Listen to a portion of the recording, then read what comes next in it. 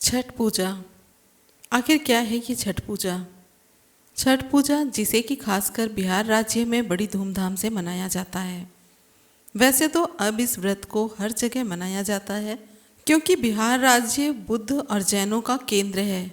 और शायद ये भी सुना हो कि बुद्ध को गया में ज्ञान प्राप्त हुआ, तो उन्होंने यहीं पर ज्ञान प्राप्ति के लिए ज्ञान का संचार यहीं से किया। यहीं पर घूम घूम कर उन्होंने अपने जो भी प्रश्न थे उनके उत्तर ढूंढे थे। इसीलिए बोध गया को उनके ज्ञान प्राप्ति का स्थान कहा गया है। बौद्ध परंपरा के अनुसार छोटे छोटे स्तूप बनाए जाते थे, जिनको कि वोटिव स्तूप कहा जाता था, जिसे कि अगर हम अनुवाद करते हैं तो वोटिव का अर्थ मनौती होता है, और मनौती जिसे कि हम आम भाषा में मन्नत भी कहते हैं। आज के वक्त में सब बुद्ध और बौद्ध परंपरा को भूल चुके हैं, लेकिन उसी परंपरा को दूसरे तरीके से मना रहे हैं। उन्हें पता है कि मनौती माननी है, पर इसकी मूल परंपरा को भूल गए हैं, क्योंकि बौद्ध मार्ग पूरी तरह से खत्म हो गया था, या फिर हम यह कहें कि उसे नष्ट कर दिया गया। अब आप या आपके आसपास जो भी छठ व्रत को रखते हैं, वे एक तो पूजा करने के लिए तालाब पर जाएंगे, और काफ़ी भीड़ होती है तालाब पर इस दिन। इस व्रत को स्त्रियों के साथ पुरुष भी रखने लगे हैं। इस दिन ये छोटे छोटे स्तूप बनाकर पूजा तो करते हैं, पर ये नहीं जानते कि ये स्तूप क्यों और किस कारण से बनाते हैं। और तालाब के किनारे पर जाकर पूजा इसलिए की जाती है क्योंकि ये प्रकृति की पूजा है, और ये सभी जानते हैं कि बौद्धों में प्राकृतिक पूजा का क्या स्थान है और उसका क्या महत्व है। आज ये सभी वही काम कर रहे हैं, पर इन्हें इन कारणों का पता नहीं है, क्योंकि अब पहले की तरह धम्म के प्रचार प्रसार नहीं होते हैं। पहले तो भिक्षु संघ घूम घूम कर बौद्ध धम्म का प्रचार प्रसार किया करते थे। अब भी भिक्षु संघ को चाहिए कि बौद्ध धम्म के प्रचार प्रसार हेतु आयोजन करते रहें और लोगों से जुड़ें। ये पर्व 4 दिन का होता है, और इस व्रत में पानी भी नहीं पीते हैं। ये निर्जला व्रत होता है। सुबह के वक्त कुछ हल्का फुल्का खाकर, जिससे कि प्यास ना लगे, शाम को नदी या तालाब के किनारे जाकर छोटे छोटे चौकोर आकार के स्तूप बनाते हैं, और सूर्यास्त होने पर सूर्य को अर्घ देते हैं। पूजा में ये सब सूप का इस्तेमाल करते हैं और अर्घ देकर वापस घर आ जाते हैं। दूसरे दिन फिर से सुबह सुबह सूर्योदय से पहले ये फिर से वही नदी पर पहुंचते हैं, और जहां इनके स्तूप होते हैं वहीं अपने अपने परिवार के साथ गीत गाते हैं। और जब सूर्योदय होता है तो सूर्य को अर्घ देकर घर वापस आ जाते हैं।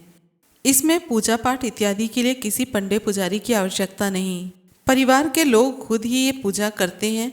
पर आजकल इन पंडितों ने यहाँ पर भी हाथ साफ करना शुरू कर दिया है।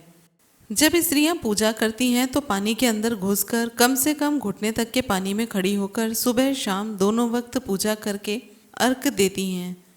इसमें सूप में अधिकतर फल रखे जाते हैं, और सबसे ज़्यादा ज़रूरी होता है नींबू, जो कि एक बड़े आकार का होता है और वो खट्टा है, जबकि हिंदुओं के किसी भी त्यौहार में खट्टा तो बिल्कुल निषेध है।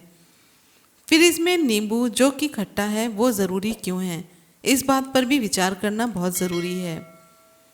पहले के समय में इस पूजा में छोटा सा सिंदूर लगाया करते थे, पर आज हम देखते हैं कि नाक के ऊपर से लेकर पूरी मांग में सिंदूर लगाया जाता है। अब एक नया रिवाज चला है कि मनौती स्तूप, यानी कि तालाब या नदी के किनारे जहाँ पर भी पूजा के लिए स्तूप बनाते हैं, वहाँ तक नंगे पैर या फिर लेटते हुए जाएंगे। उनके चाहे पैर छिलें या फिर बदन छिले, उनको कोई मतलब नहीं है, पर ज़रूर मानते हैं कि स्तूप तक मनौती के लिए ज़रूर पहुँचें। इसके बाद वो मनौती मांगते हैं कि बेटा दे या फिर कुछ और मन्नत। ये पूजा के लिए गन्ने ज़रूर लाते हैं। ये गन्ने जोड़े में होते हैं, जैसे 12 या 24। इनको घर के पुरुष लेकर जाते हैं और स्तूप के चारों ओर खड़े करके लगा देते हैं, जिसे कि कोसी भरना कहते हैं। सबसे खास बात इसमें यह है कि इस पूजा में ना तो कोई पंडित आता है, जबकि ये त्यौहार 4 दिन तक चलता है, और न ही किसी देवी देवता आदि का चित्र आदि लगाया जाता है। इनमें एक खास बात और है इनकी, ये लोग जो गन्ने से कोसी भरते हैं, जिस मिट्टी के बर्तन में ये कोसी भरते हैं, उस बर्तन का आकार हाथी के मुंह जैसा होता है। ऐसी मान्यता है कि अगर कोई व्यक्ति मन्नत मांगता है और उसकी वो मन्नत पूरी हो जाती है तो उसे कोसी भरना होता है, और जोड़े में कोसी भरना शुभ माना जाता है। सूर्य षष्ठी के शाम में छठी मैया को आरती देने के बाद घर के आंगन या छत पर या फिर नदी या तालाब के किनारे पर कोसी की पूजा की जाती है। इसके लिए कम से कम 4 या 7 गन्ने का मंडप बनाया जाता है। लाल रंग के कपड़े में ठेकुआ, फल, अर्कपात, केराव ये सब रख कर गन्ने के मंडप के ऊपर बांधा जाता है। उसके अंदर मिट्टी के बने हाथी को रख कर उस पर कलश रख कर पूजा की जाती है। अब यहाँ पर सोचने वाली बात यह है कि गणेश क्यों नहीं, हाथी ही क्यों? क्योंकि हाथी को बौद्धों में शुभ माना गया है। हाथी को बौद्धों में राजसी चिन्ह माना जाता है और सबसे पवित्र पशु हाथी माना जाता है। इसके साथ ही चीनी यात्री ह्वेनसांग ने भी अपनी पुस्तक में इसका जिक्र किया है। जब 7वीं शताब्दी में ह्वेनसांग आए तो उन्होंने अपनी पुस्तक में लिखा कि सम्राट हर्षवर्धन ने गंगा नदी के किनारे 10,000 स्तूप बनवाए। यही कारण है कि आज भी लोग इस तरह के स्तूप बना रहे हैं और ये जानते भी हैं कि इस स्तूप की पूजा के लिए उन्हें किसी पंडित की ज़रूरत नहीं है। वो तो इसे प्राकृतिक रूप से मना रहे हैं और ना ही किसी देवी देवता को रखते हैं इसमें।